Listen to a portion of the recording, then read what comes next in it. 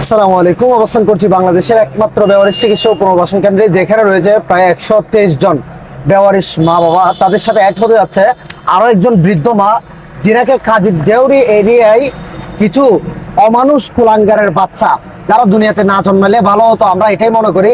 কারণ নিজের আপন মাকে রাস্তার মধ্যে ফেলে দিয়ে চলে যায় আপন সন্তানেরা। এরপর একজন মানবিক ভাই, উনি ওনাকে রেস্কিউ করে ওনার বাসায় রেখে একদিন রাখার পর উনি বিভিন্ন বৃদ্ধাশ্রম তথা বিভিন্ন বেওয়ারিশ হাসপাতালে যোগাযোগ করেন। এরপর আমাদের মানবিক শওকত ভাইয়ের সাথে যোগাযোগ করার পর আমাদের মানবিক শওকত ভাই বলেন, আমাদের যেহেতু একটি নিয়ম আছে বেওয়ারিশদের থানায় জিডি করতে হয়, থানায় কোতোয়ালি থানায় জিডি করে সরাসরি আমাদের বেওয়ারিশ চিকিৎসা ও পুনর্বাসন কেন্দ্রে নিয়ে আসেন। এরপর আমরা যেহেতু জিডি করা হয়েছে, আমরা এই পেশেন্টটিকে কি করব, আমাদের অথচ রাখার স্পেস নাই। আপনাদেরকে আমরা বারবারই বলি, যদি পেশেন্ট আনার ক্ষেত্রে আমাদের সাথে যোগাযোগ করে আনবেন, কারণ আমাদের রাখার আর স্পেস নাই। তারপরও অপারক্ষ এই মা কোথায় থাকবে সেই চিন্তায় আমরা ওনাকে রেখে দিব ইনশাল্লাহ। এরপর থেকে যাবতীয় যতদিন পর্যন্ত উনি বাঁচে থাকবে আমাদের আন্ডারে ইনশাল্লাহ ততদিন থাকবে, ওনার সৎকার পর্যন্ত আমরা করব ইনশাল্লাহ। তো ভাইজান, কিভাবে ওনাকে পেলেন, কোথায় পেলেন, যদি একটু করে আপনি জানাইতেন। আমি পাইছি যে আমার বাসার সামনে মানে কাজের দড়িতে। জি জি।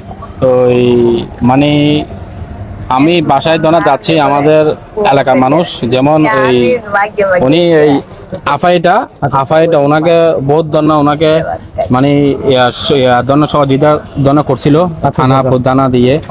তখন ওনারও এই বাসার ফ্যামিলি বেশি, তাই জন্য উনি এখানে রাখতে পারে নাই। তো আমরা দুজন দনা জব করি, এটা আমার ওয়াইফ।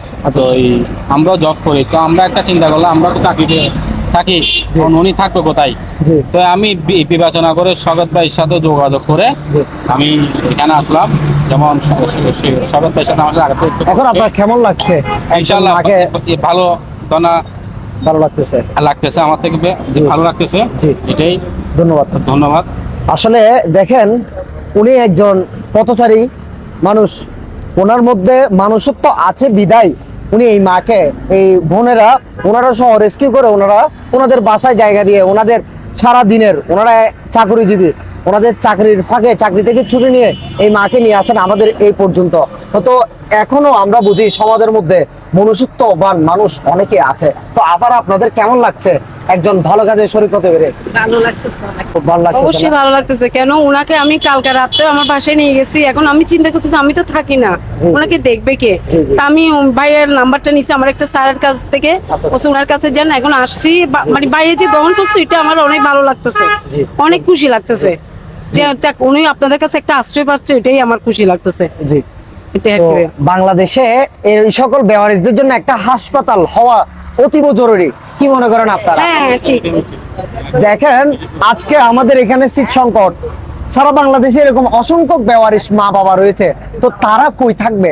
তাদের কোনো একটা ঠিকানাও নাই, তাদের রাখার মতো কোনো সরকারি ভাবে কোনো ব্যবস্থাও নাই। তো আমরা সবসময় সরকার কর্তৃপক্ষের কাছে আবেদন জানাই, বাংলাদেশে একটা বেওয়ারিশ হাসপাতাল হোক, যেটাতে এই সকল বেওয়ারিশ মা বাবাগুলা ওইখানে ঠাঁই পাবে, তারা চিকিৎসা সেবা পাবে, তাদের থাকা খাওয়া সবকিছু ওইখানে নির্ধারণ করা হবে। এবং তাও যদি না হয়, বাংলাদেশের মধ্যে যতগুলো সরকারি হাসপাতাল আছে প্রতিটা হাসপাতালে একটি করে ওয়ার্ড বেওয়ারিশদের জন্য বরাদ্দ করা হোক, যাতে করে রাস্তায় কুকুর বিলানের মতো কোনো মানুষকে যাতে মৃত্যুবরণ করতে না হয়, এটাই আমাদের দাবি। তো আমি একটু করে মা থেকে জানতে চাইবো, আনাস ভাই একটু কাছে আসেন। মা, আপনাকে কি ফেলে দিছে আপনার ছেলেরা? ফেলে দিছে রাস্তায়? কোথেকে আসছেন আপনি মা? কোথেকে আসছেন আপনি? কোথা থেকে আসছে? কোথা থেকে আইছে? কোথা থেকে আইছে? আন্দার কোন আইছে আর আইছে এইটার আগে তো তোর শীত করব। আসলে ওনার হয়তো বা মানসিক সমস্যা আছে, সেই কারণে উনি, যতটুকু জানতে পারলাম আমাদের থেকে, ওনারা সারা রাতভর ওনার থেকে জিজ্ঞাসাবাদ করছে। জিজ্ঞাসাবাদে উনি বলেছে ওনার সন্তানেরা ওনাকে ফেলে দিছে ছেলের বউয়ের কারণে সন্তানেরা ওনাকে ফেলে দিছে। কি আমরা বর্তমান সমাজে আমরা অবস্থান করছি, দেখেন, যে সমাজে মায়ের পেট থেকে জন্ম নেয় সন্তান, সেই মাকে রাস্তায় ফেলে দেয়। আমরা এই সমাজে বর্তমানে অবস্থান করছি। তাই আমি ধিক্কার জানাই এই সকল সন্তানদের।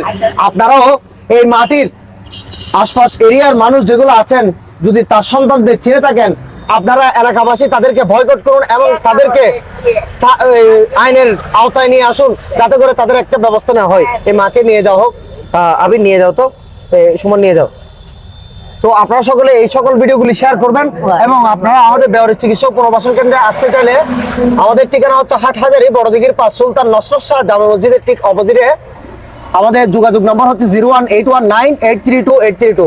এই নম্বরে যোগাযোগ করে রোগীদের সকল তথ্য কিংবা রোগীদের সম্বন্ধে আপনারা জানতে পারবেন। ধন্যবাদ সবাইকে বেওয়ারিশ চিকিৎসক পুনর্বাসন কেন্দ্র থেকে। আসসালামু আলাইকুম।